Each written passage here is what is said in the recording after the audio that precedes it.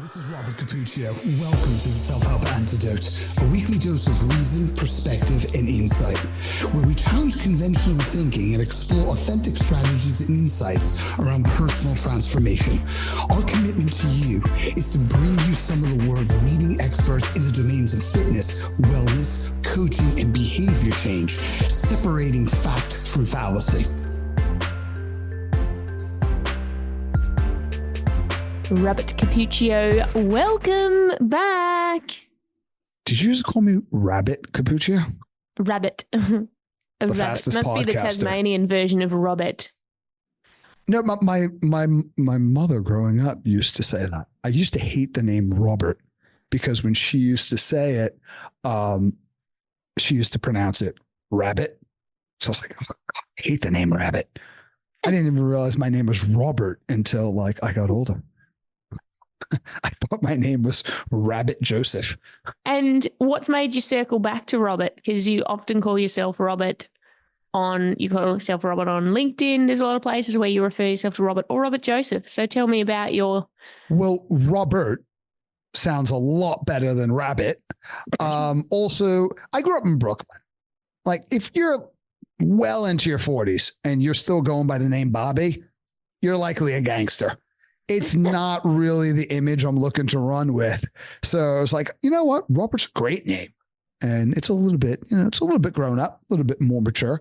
And I'm not quite old enough or ready to switch into Bob Joseph Capuccio. No, I don't. Bob, you go fishing with, you know? I don't think you should ever switch to Bob. It's just, it seems, I mean, look, I know a couple of really cool Bobs. I'm just going to say that like straight up. Bob Asquari, he was a legend in the fitness industry. But for me, Bob is the guy where like on a boat, fishing rod, middle of the lake on a Saturday morning. And just that's not me. And, Rob is a little bit, I don't know, too suburban. So I'm going with Robert. Wow. Talk about a subject nobody really cares about. Well, I've just started, everyone calls me Tiff, right? But if I ever write my name or introduce myself, or maybe not introducing, I don't know. But if I write my name down, I always reference Tiffany, even though I never used to like that name so much. But my URL is now Tiff Cook, and and now I'm starting to go by Tiff Cook on a lot of platforms, which is weird. And it's just because some people have started introducing me and referencing me that way. And I'm like, oh, okay. But it's weird, isn't it? You know what I'm interested in as my cat is literally gnawing my finger off behind he's like behind the computer. That's love. He just reaches out, grabs my finger with his paw, drags it across the table and just crunches on it. Like it's one of those temptation treats we buy him. So what I'm curious about, Tiff, because to me you're both. Does it feel different for you? Do you feel differently when you're writing out Tiffany or when you're Tiff?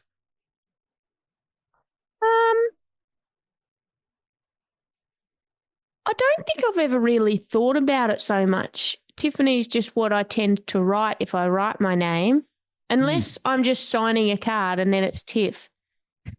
I guess it's whether I'm identifying who I am as a person for any reason, as opposed to having some sort of written dialogue with somebody and then it's just Tiff.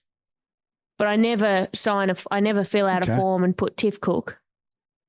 Right. So it's just the difference in like abbreviated versus full name.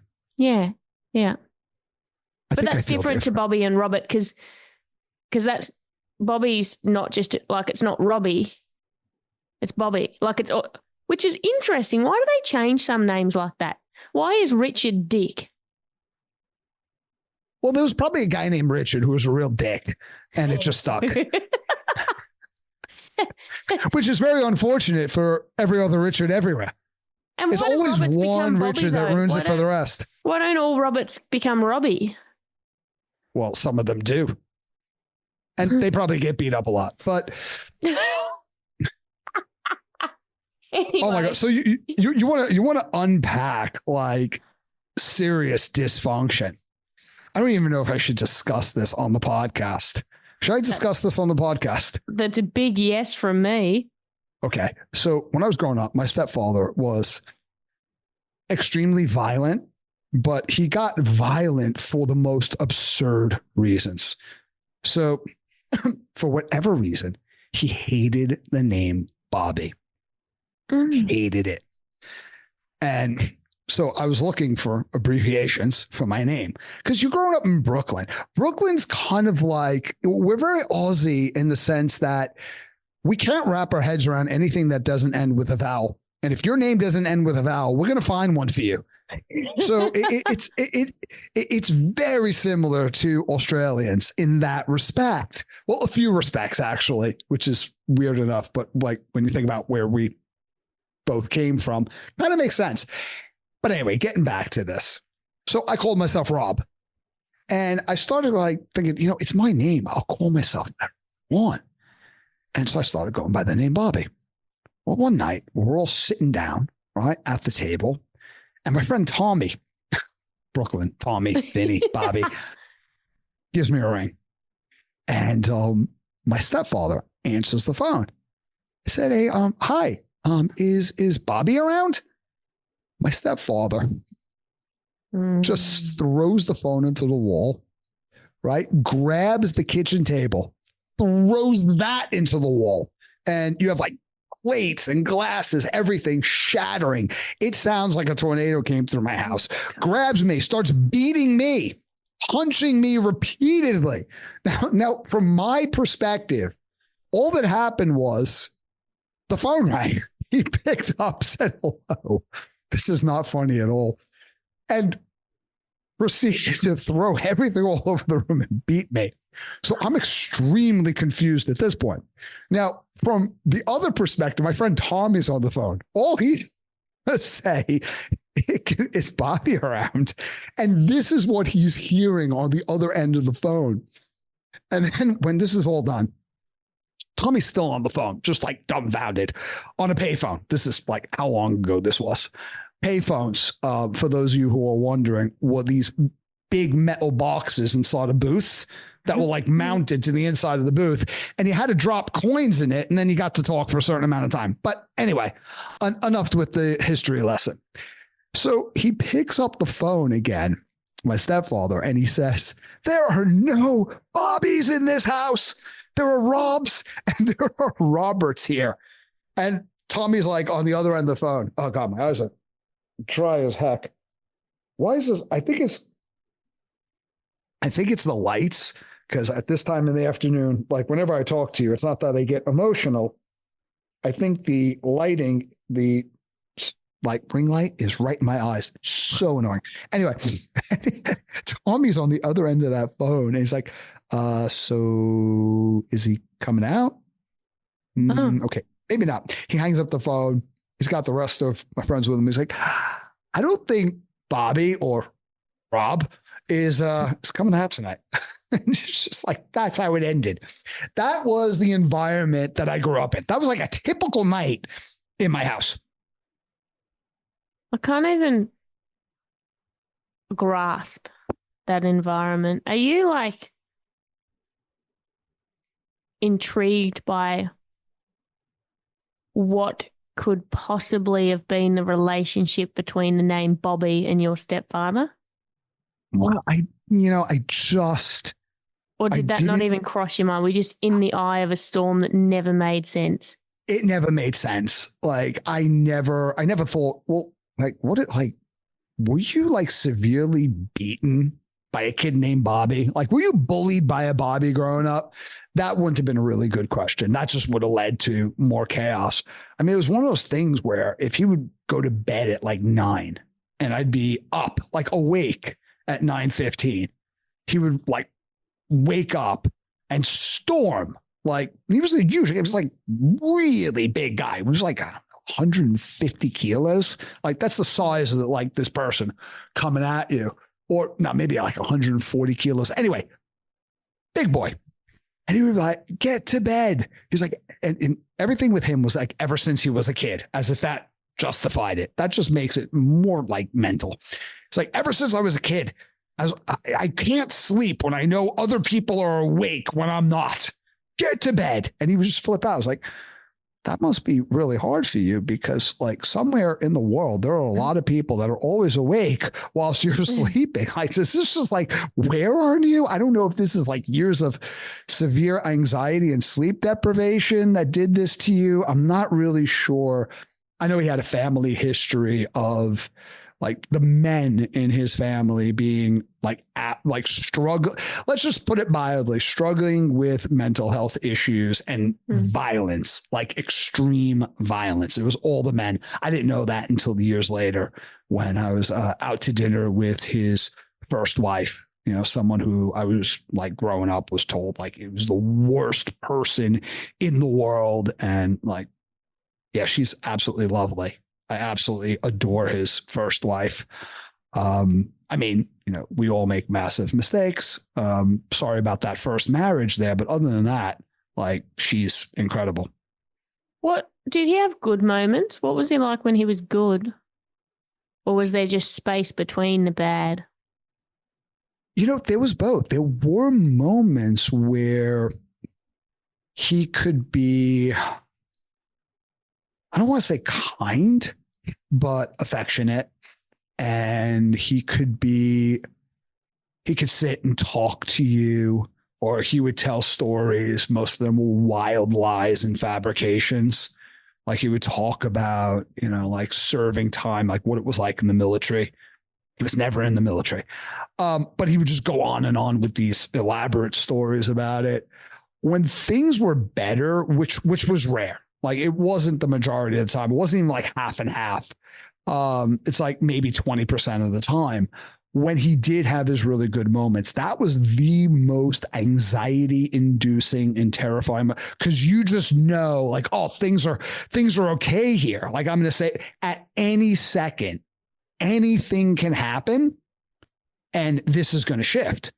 So Roy Sugarman, who we both know, he did a personality assessment on me many years ago. I just wanted to make sure I actually had one. Turns out I do. And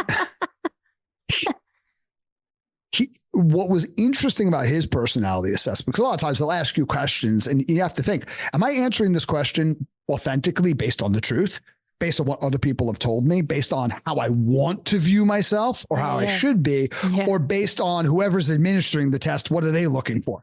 But he would do things like show you rapid images of different facial expressions and see which ones you linger on and which ones you pick up like most expeditiously. And he would factor it. It reminds me a little bit of what Cam McDonald does with PH360. It is the closest thing I have to explain it, like things that you couldn't possibly frame it based on your preferences. You don't know what he's looking for. So there's no way that you can index your answers one way or another. And one of the things that he noticed about me was that I pick up fear and disgust very quickly. But I'll interpret neutral facial expressions as either fear or disgust or anger. Fear, disgust, and anger were my big three, because for me, my ability to pick up on all three of those really helped me survive. Because if I looked at my adopted mother and I would see fear flash, okay, something's going on. With him and her, it was anger, but mostly with him, disgust. Like, once disgust started to register, I needed to create a little bit of physical space so he doesn't have a clear shot. And it's like, oh, no wonder. And a lot of times I'll see like, oh, how I reacted in that situation. I don't think I assessed that situation fairly. I was probably reading something that might not have been there. It's so interesting how, and we were going to talk about people pleasing, and based on the video I shared recently of a snippet of the conversation I had with Harps recently, where I was sharing, where he asked me how my childhood experience and trauma changed me, and how it still affects me today. And so the video I shared was talking about the things that I still grapple with in terms of a little bit of dissociation in interacting with people, trust and boundary challenges, and somatic, I guess my relationship with somatic experiences, and that how in certain environments that can cause the level of dissociation, which changes your perception and your behavior and your answers. And you had reached out after watching that and made your own realization. And I find it so intriguing. I have a lot of close friends now who we have had versions of somewhat similar at times or somewhat wildly different, but also trauma on some level that we acknowledge and that we are in the middle of still figuring out and working out years and years and years on. And it's so, I don't know, I'm really intrigued by our ability, because as we just heard, or as I just heard you talk about that experience growing up, that environment that you were in, it's so clear. And I think about the same with looking at my own environment growing up. It's so clear, but it took and takes and will probably continue to take years upon years to get the perspective, because it's hard to get perspective when you're in the middle of you're one of the most brilliant people at articulating human behavior and experiences and conflict, and yet you're still learning about you as a result of some of the things that have created that. And you probably wouldn't be as brilliant at all of that if it wasn't for your own experience. But I wonder how much you've actively continued to link that. I think sometimes we think therapy is saying it out loud, understanding it on an intellectual level, and then thinking that leaves it behind. Wow. That's an interesting expectation. I think being able to give voice to something and articulate something crystallizes it. I think it's something that you can't go, oh, well, no, that's not true. I didn't say, you did say that. You recalled that. I think it deepens your clarity. I think it also allows you to mitigate the intensity of some of those emotions in a way that is not possible without vocalizing them and exploring them. There's a discovery there. There's that we've talked about, that affective labeling and what that does and why that works and what that teaches you about yourself on many different levels, from, what are the basic human needs that are going unmet or have gone unmet that are creating some of the voids, or in some cases, the values that I strive for, or some of the patterns that I see in myself. So I think there's so much value starting with being in that space. I think that you could vocalize something and let it go. I don't think anything's that simple. Maybe for some people it is. I strive for self-awareness. I always try to hold myself accountable to what is happening. I was at a work dinner the other night, and my colleague, and not just colleague, really good friend, is next to me. And we were going over like what happened in a session I gave, an important one. And I was like, yeah, that was what happened there, was uncalled for, what I did. And it's not like I did anything like lewd or obnoxious. It's just, I did not bring myself into that presentation. I don't know who was in the room. And she's like, oh, you're always so hard on yourself. It's not being hard on myself. I always look at like, what did I do well? Where should I have done something and I didn't? But for somebody who values self-awareness, I amaze myself at how slow on the uptake I am. Because I'm discovering things at 50 about myself that are like, oh, wow, I never knew that about me. Here's the thing, though. Even in that statement there, self-awareness is not only is it a continuum, not only are there so many layers to it, but in the middle of that, we are evolving and changing. Like in the middle of me understanding initially, what is it? What is somatic? What does a somatic experience mean? What do you mean somatic therapy versus talk therapy and how they're different? What do you mean the body keeps the score?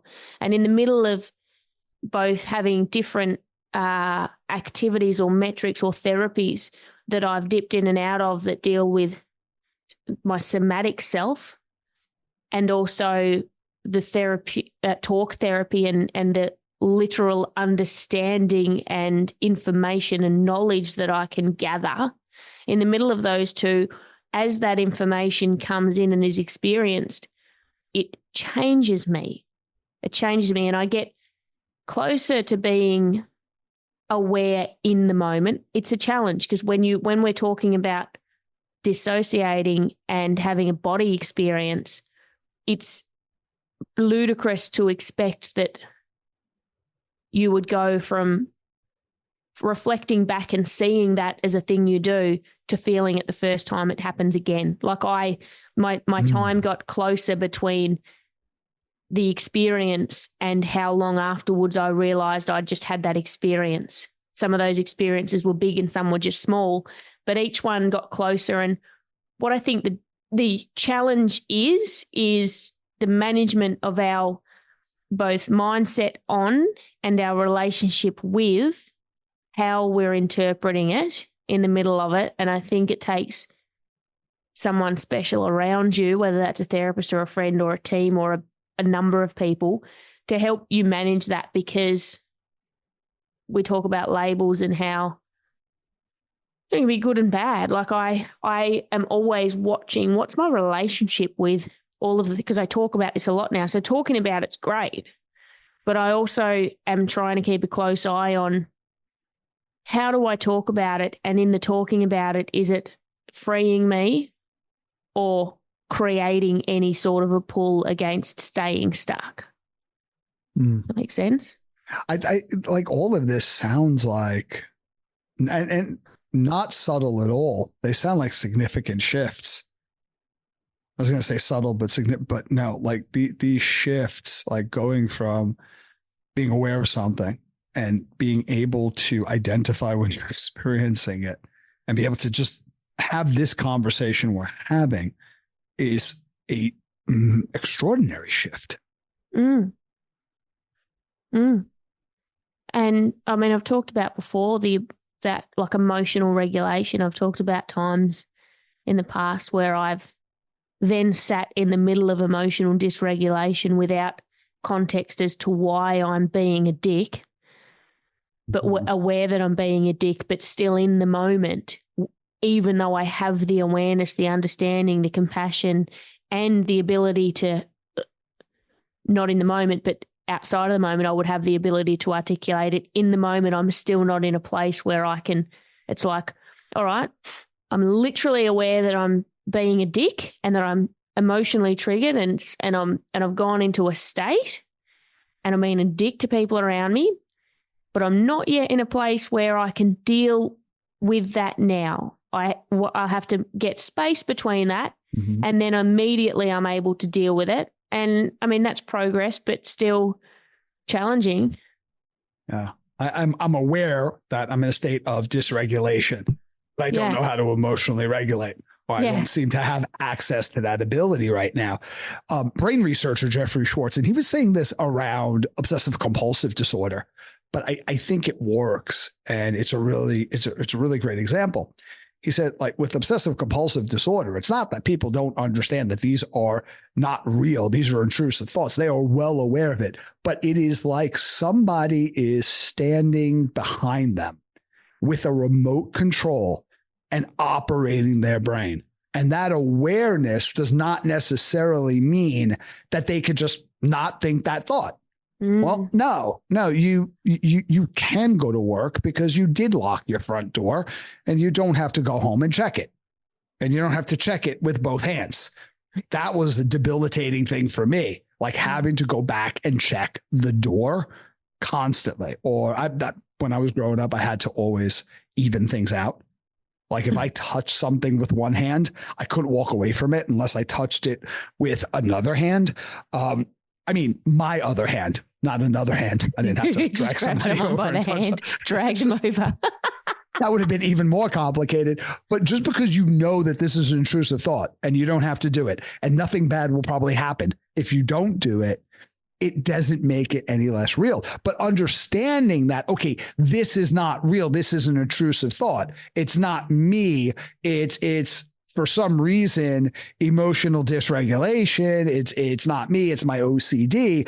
Now I could seek out strategies that I can implement, and I could do the work continually and over time lessen the hold that these things have on me.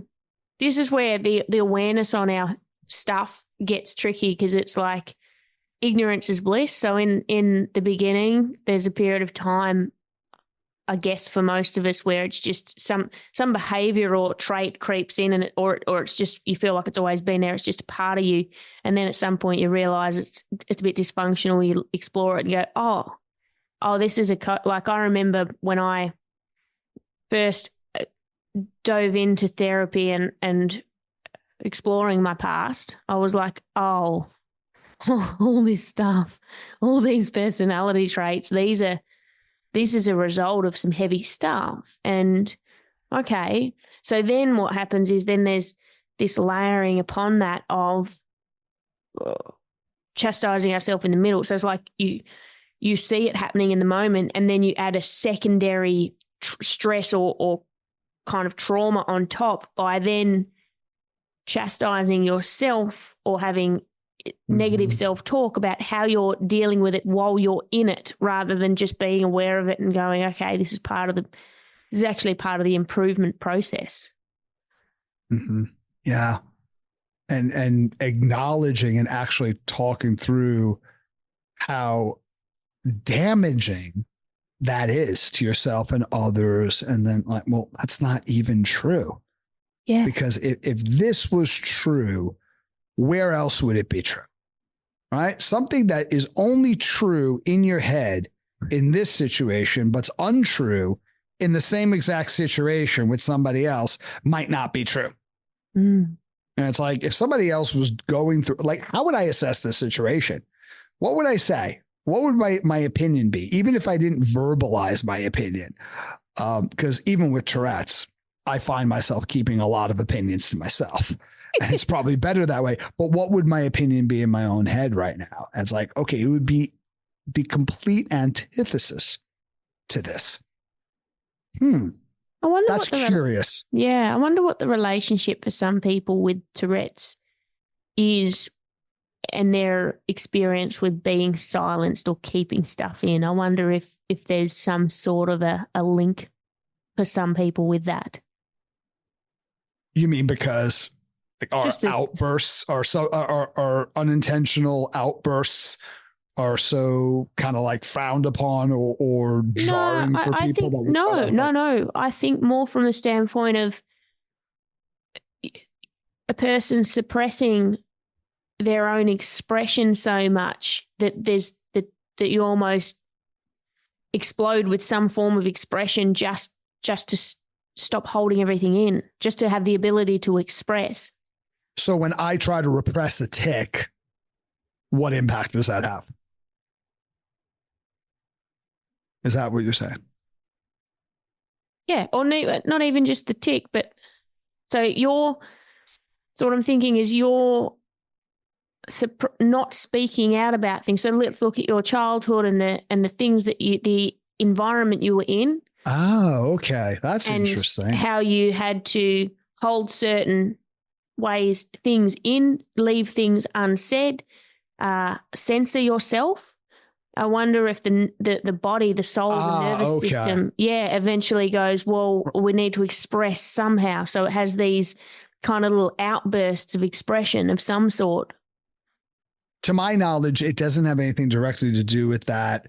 Tourette's is hereditary. But, you know, I've read stuff where there could be instances where the severity of tics could be related to trauma. So it's not just about repression. It's what's the level of trauma coupled with that repression. That's kind of interesting. And, you know, there's also some evidence, I believe, around incredibly high fevers. So I used to run like above life-threatening fevers. Wow. Like the temperature was just extreme, and there might be something about the permeability of the blood-brain barrier that could bring about or exacerbate Tourette's. So that's interesting because I remember being told how high my fevers were. Wow. So let's talk about boundaries and how us setting or learning to or starting to set boundaries is actually also benefits other people, because you briefly mentioned that before we started talking about all of this, before we hit record, more importantly.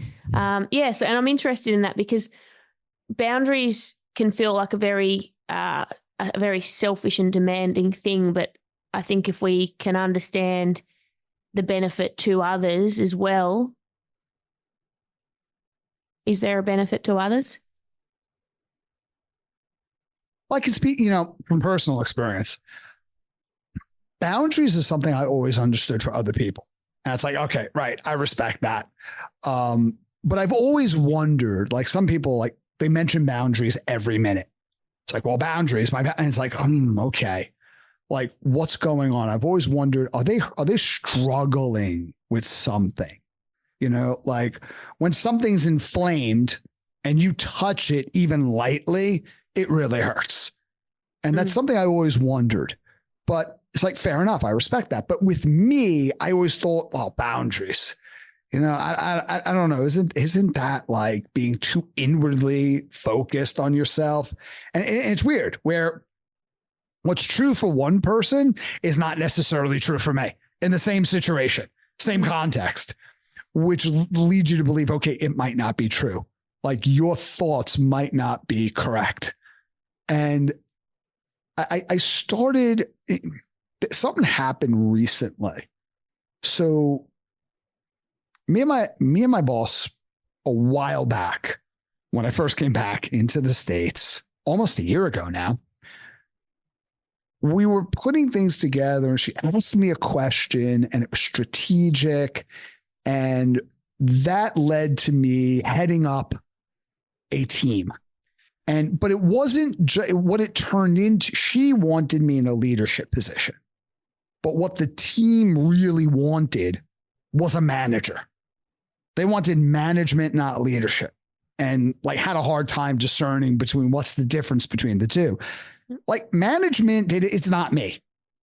It's just, it's not where my skill sets are. And it's not where my interests are, like day-to-day managing people. And I was in a position where I was not at my best. And I don't think I was at my best for others. And that really weighed on me because when you're in a leadership position, you're there to serve people. And if you're not bringing value and you're not serving, to me, it's just as bad or worse as bringing zero value to your consumers and not being able to retain customers, right? You should be held accountable to, at the very least, probably more so than that situation. But I kind of hinted, you know, the things that you want me to do strategically would be a lot better served in another position.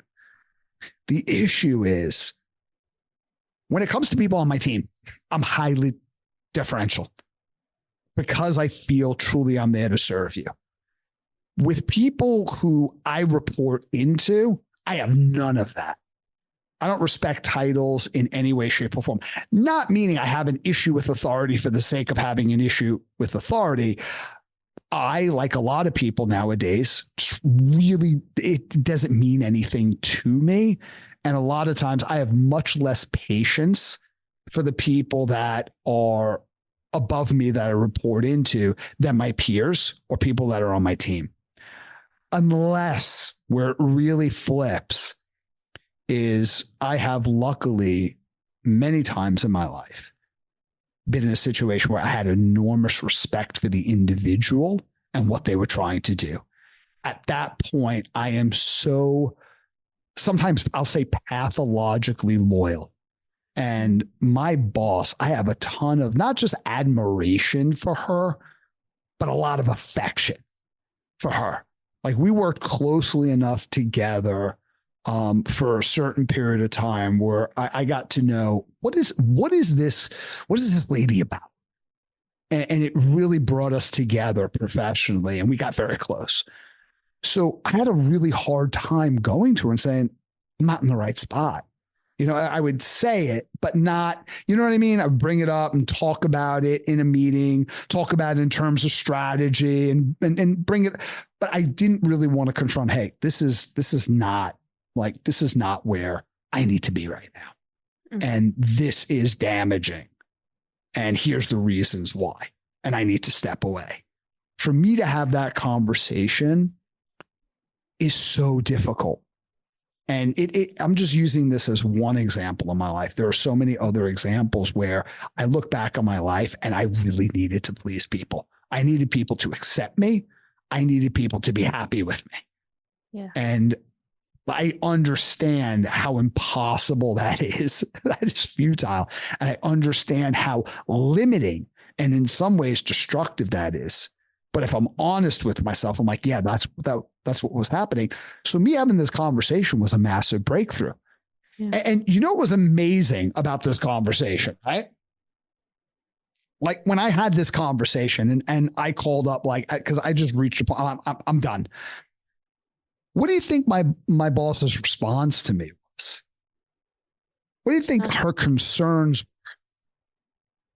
Well, if you were okay, probably about you. Totally around me. Yeah.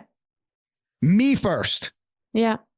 Then, okay, let's talk about how this is going to happen. And then let's talk about the benefit to the organization.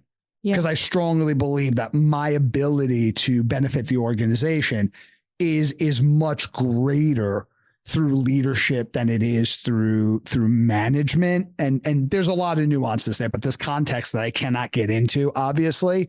But the very first concern was all around me. Yeah. So I cannot bring myself to have this conversation. Like I will stare at the phone and go, no, I will make this work somehow. Right. Or I'm open to trying this from multiple different perspectives. The day I finally get to a point where, okay, I need to do something that's right for me. Otherwise, I'm not going to be very useful to anyone around me. And I'm burnt out. And things that I normally do very well, I am doing quite poorly at the moment. And not all that's related to work. It's related to a lot of other things that are going on, that was going on in my life around that. You know, I need to take action on this. And when I do that, even the least thing that I was afraid was going to happen did not happen. Yeah. I heard recently, I can't remember where or who, but it was in the last couple of weeks, someone referencing that the what seems to be trumping the number one human need these days is actually belonging. And it's no surprise to me whatsoever. I think you look at how the majority of us, and acknowledging that we're living in first world privilege, but the majority of us are living these lives of independence and achievement and segregation from community and groups. So belonging, and again, looking at your need for safety in an environment means you need to be in an environment where you belong, and you don't want to be a boss, and you don't want to be bossed. You want to be part of it. You've always been someone who wants to be a part of a team where everyone's on the same mission and having a great time and learning and doing together. That's wired into you with your connector. It's really weird. It's really weird because I've always been most comfortable on the stage, but like once I'm off the stage, I don't want to be like out front. I want to be with a team supporting people. That's where I feel so comfortable performing and teaching. Although that's kind of shifting lately, but where I really feel comfortable is supporting a group of people that are committed to the same thing, a group of people that I love and care about. And we all care about a uniting, galvanizing, like kind of vision. I would say belonging is the quintessential human need, because it is the need that all of the other basic human needs are either filtered through or dependent upon, like you alluded to. If survival and safety, if we look at Maslow's hierarchy, are foundational, and in that hierarchy, they're foundational in relation to belonging, good luck with either of those without one another. Like today, you kind of can, right? I could survive. I don't know how psychologically or emotionally safe I am, but I could survive being a hoarder, living all by myself in my apartment, right? There are people in New York City who do that. And I'm sure in every city. But historically, yeah, you're not going to last more than 24 hours if you don't have a sense of belonging. And think about esteem. How do I know what esteem and significance is if it's not in relation to how I've been socialized through my contact with other people, or actualization for that matter? And forget contribution. Who exactly am I contributing to? I think belonging is the filter through which we process where we are in all of those other human needs. And I could be dead wrong, but to me, that's what seems to make sense. Because if there's things that we don't look at, we look at the symptoms of things or contributing factors, but we don't look at the root. Like we'll say, oh, well, this person's lazy, for example. And it's like, okay, well, if I'm in a time of stress and I need certainty, and I'm someone who has had success in academia or work, I'm going to double down and drive because that's where I get my certainty from. But what if I have a history of uncertainty around that? Or I do not have a body of evidence that I'm recognizing, because you do have evidence, but I don't have evidence that I'm recognizing that supports that I've ever been successful. I'm going to disengage, because what's the point of even engaging if I have a zero probability of success? So in times of stress, I'll disengage from things and I'll interpret that, or other people will interpret that. It's like, oh, that's laziness. But what's the root cause? And why does that show up when I'm stressed and not so, and when I'm not so stressed, or I don't feel like I'm under threat? That pattern isn't there, or it's not nearly as ingrained. What's going on? So we got to go deeper, like Gallup with, okay, well, what is the number one driver of well-being? And no, it wasn't broccoli, right? And Kyle. It was the bloody kale. Who knew? Right? So, and they're talking about career. So recently I gave a seminar with a consultant and speaker from Gallup. It's amazing. I was able to focus. You know me, I'm such a fanboy. Like, I don't know. I think she got annoyed, like me, like following around and asking her for her autograph all day. But what she said, like her definition, and this is like Gallup's definition, she didn't come up with it, but what she communicated around well-being, God, this is such a beautiful definition. Talk about expansive, resonant, and inclusive. She said, well-being is what is most important to you. And on the stage, she clarified, in other words, what do you deeply love? She did not speak like that because she's a normal person. But anyway, that's just my emphasis. What is most important to you? In other words, what you deeply love, what you think about most of the time, and your experience of life. What does it feel like? What is it like to be you? Those three things comprise well-being. Now, there are things that help to modulate that, like what you eat, how you move, you know, how you manage stress, how you interpret stress, how you sleep. But It's not the essence of it. These are components of it that we double down on, but it's not the essence. And that's why career is the number one predictor and driver of well-being.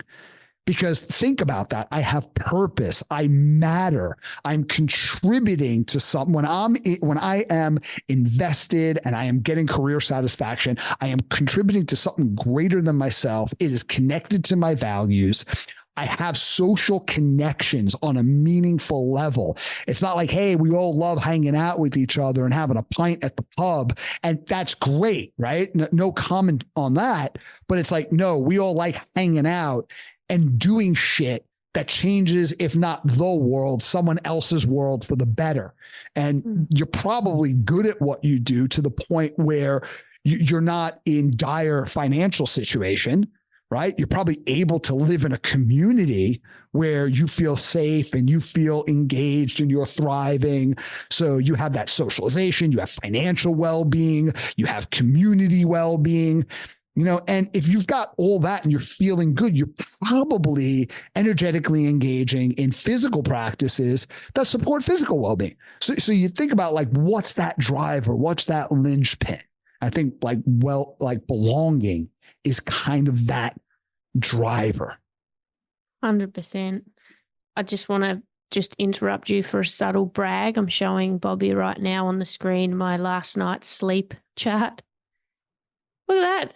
Look at that. Does that say, because that's blurry, does that say 9 hours and 53 minutes? That says 9 hours, 53 minutes. I went to sleep. I was asleep by 8:25 p.m. That has got to be a world record for me.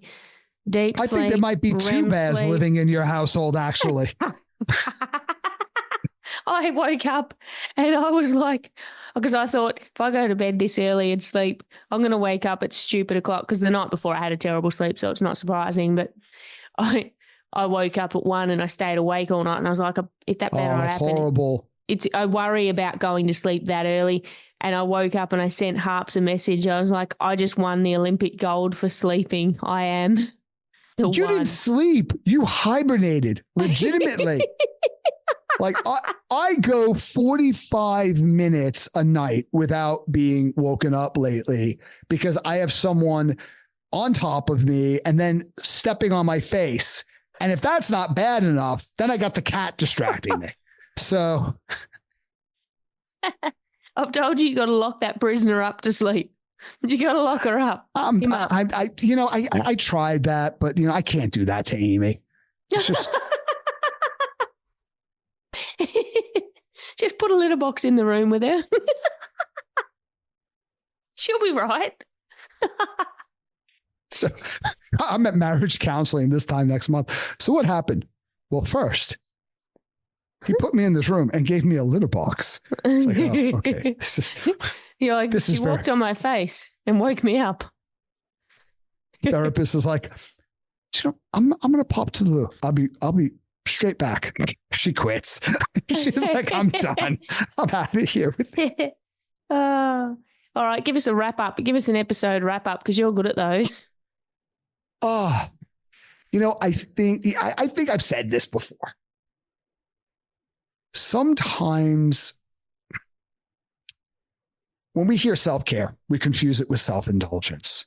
But what it really is an honest assessment. It's not like a spa day and like cucumbers on your eyes. It's an honest assessment of what do I need to function at my best. And not only is that not self-indulgent and selfish, sometimes asking that question is the most selfless, non-self-centered question you could possibly ask, because you can only, people always say, you can't really pour from an empty cup. It's like when you get to a point of burnout, which is something I am increasingly focused on and talking about, because it's an epidemic lately. You start to not only lose the joy in things that you once loved to do, but despite your greatest efforts, and sometimes because of your greatest efforts in the midst of this state, your performance and creativity erodes to where you no longer can recognize yourself. and you're of no value to others. And I think that's the lesson that I've learned is, okay, you want to be about other people. What does that require from you? What are you responsible for? Not in terms of what you give to them, but what you need to give to yourself in order to show up as that human. Well said. Thanks, Bobby. I'm so glad I've got your brilliant Thanks, mind Bear. to wrap things up. Thanks, Bear. The new Bear. Thank you for listening. I hope you enjoyed this episode. Visit us at theselfhelpantidote.com to share your feedback, insights, and recommendations on what topics you'd like us to explore in the future.